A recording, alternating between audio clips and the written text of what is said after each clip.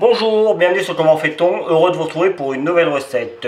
Nous allons réaliser ensemble aujourd'hui un pain de crabe. Ça ressemble beaucoup au pain de poisson assez traditionnel, mais uniquement avec de la chair de crabe. Donc dans un premier temps, vous devez acheter évidemment de la chair de crabe. On en trouve assez facilement dans le commerce, ou des morceaux de crabe, hein, c'est encore meilleur, mais c'est bien plus cher. Donc moi je me suis rabattu sur la chair de crabe pour être très honnête. Donc on l'égoutte bien comme il faut que ce soit bien égoutté avant de faire la préparation. Évidemment, on préchauffe le four à, allez, on va dire 100-110 degrés, et il faut que le four soit bien chaud. On va faire une cuisson au bain-marie, mais je vais vous expliquer ça dans quelques instants. Dans un premier temps, on va prendre 4 œufs que l'on va mélanger avec 20 g de maïzena. Hop, la maïzena, c'est de la fécule de maïs. Si vous avez de la fécule de maïs, ça marchera très bien. Ou même de la fécule de pommes de terre également. Donc hop, on mélange tout ça jusqu'à obtenir quelque chose d'homogène. Une fois que cela est bien mélangé, on rajoute les 100 g de crème fraîche. De la crème fraîche épaisse. Hein, moi c'est de la crème fraîche que j'ai acheté en petit bidon. Alors je ne vais pas vous donner la marque parce que j'ai pas le droit. Ne faisant pas de publicité sur le coup, je ne vais pas en citer, ce serait trop leur faire honneur, mais vous avez compris. Hop, je vais rajouter également 15 centilitres de lait, que je vais rajouter en mélangeant au fur et à mesure. J'adore faire ces recettes, moi, parce que c'est des recettes qui sont vraiment très simples à faire, vraiment très rapides. En 15 minutes, la recette, elle est faite. Et puis ça peut se préparer à l'avance, d'ailleurs c'est même préférable puisque ça se mange bien froid. Donc moi là je vais le faire pour ce soir et je vais attendre que je vais le cuire, je vais attendre que ça refroidisse, je vais le mettre au frigo et ce sera à manger pour demain. Donc c'est vraiment, vraiment quelque chose qu'on peut faire quand on a des invités, qu'on veut être sûr d'avoir quelque chose de bon parce que c'est souvent très bon. Après il suffit de faire une petite déco sur chaque assiette ou sur avec un petit peu de mayonnaise ou ce que l'on veut.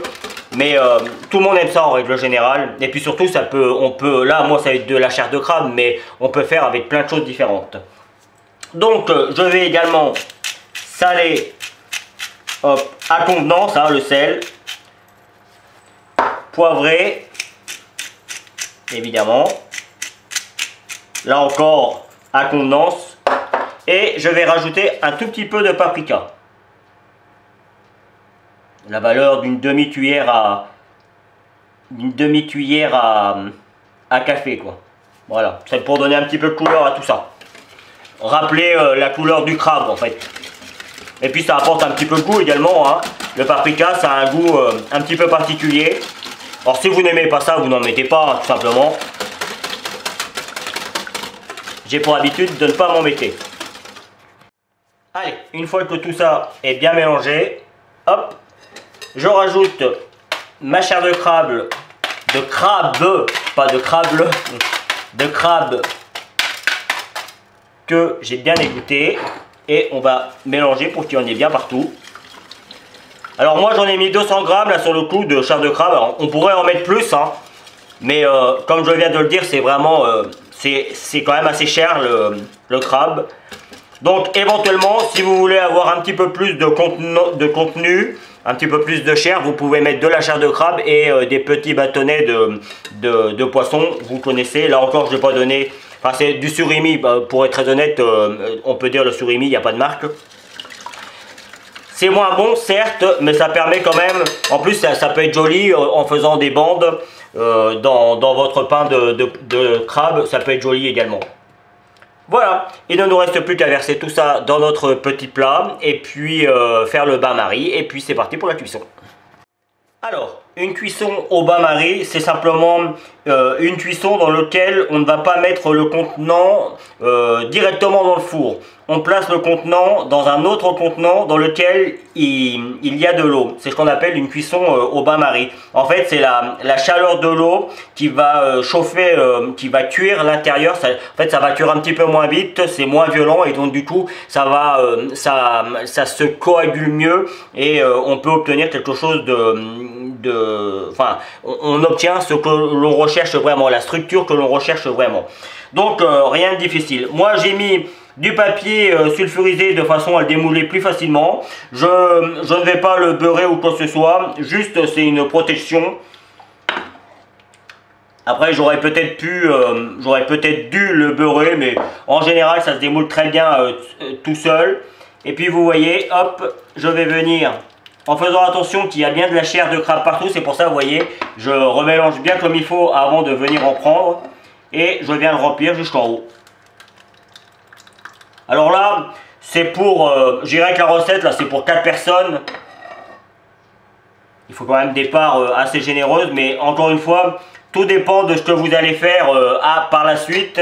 Si vous allez rajouter de la déco et tout ça. Donc vous vous adaptez, hein. Comme toujours, on s'adapte en cuisine. Je vais essayer de prendre un petit peu plus de chair. Voilà, là on est bien.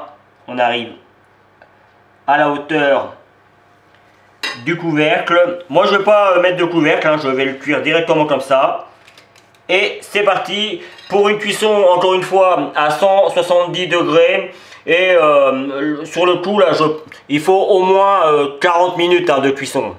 Voire même un petit peu plus, mais je vous dirai tout ça quand ça va sortir de mon four. C'est un four électrique à chaleur tournante, donc ça pourra vous donner une indication, sachant que tous les fours ne cuisent pas de la même manière. Donc moi ce que je vous donne, hein, je le répète souvent, mais les indications au niveau de la cuisson, c'est vraiment, enfin le temps de cuisson c'est vraiment une indication, parce que encore une fois, si vous avez un four à gaz, si vous avez un four électrique, mais tout dépend de la marque du four, s'il y a la chaleur ventilée ou pas. Plein de choses peuvent rentrer en jeu et peuvent changer la façon de cuire vos plats. Donc, et c'est pour ça aussi des fois que moi je réussis des choses et que vous n'allez pas les réussir parce que la cuisson ne sera pas la même et donc du coup ça porte préjudice à votre plat. Donc voilà, c'est vraiment une indication. Comme vous pouvez le voir, il me reste un petit peu, j'ai encore des petits moules, je vais les utiliser et puis je vais finir ça de cette manière. Voilà, après 45 minutes de cuisson et toute une nuit au frigo, je l'ai démoulé et voici ce que cela donne. Donc moi j'ai fait une petite déco avec des fleurs comestibles, il y a des fleurs de romarin, il y a de la pimprenelle, je ne sais pas si vous connaissez la pimprenelle, c'est une petite plante, ça a le goût de concombre, c'est très bon.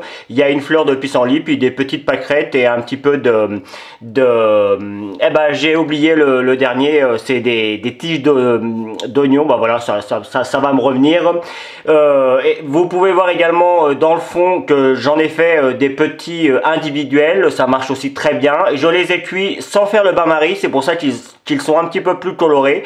Donc voilà, après c'est une question de choix. Et après pour l'assaisonnement, là encore c'est une question de choix. Soit vous préférez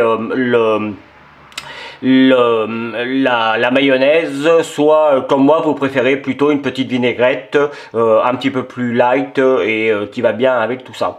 Voilà, j'espère que c'est de la ciboulette, voilà, je cherchais, c'est de la ciboulette, vous voyez comme quoi tout revient.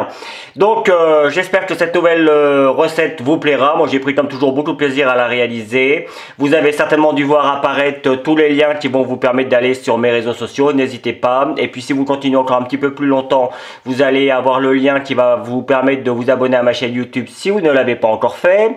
Et évidemment le lien qui vous amène sur mon site www.commentfaiton.com où vous retrouvez une grande partie de mes recettes, dont celle-ci. Et puis je vous donne deux autres recettes de pain. Alors ça peut être des pains de viande ou des pains de poisson, tout aussi simple à faire que celui-ci. A bientôt sur Comment fait-on. Merci pour votre fidélité. Salut. Vous abonnez maintenant à ma chaîne YouTube, c'est ici. N'oubliez pas la petite cloche pour les notifications.